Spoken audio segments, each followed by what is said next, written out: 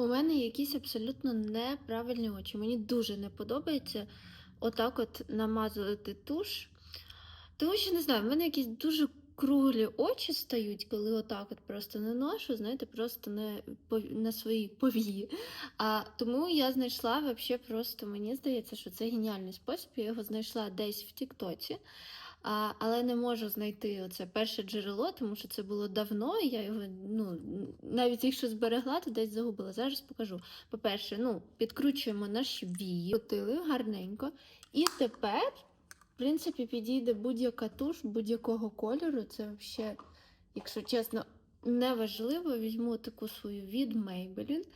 І дуже важливо, я профарбовую не всі вії, а тільки оцей кутик. Дивіться, яка різниця в погляді.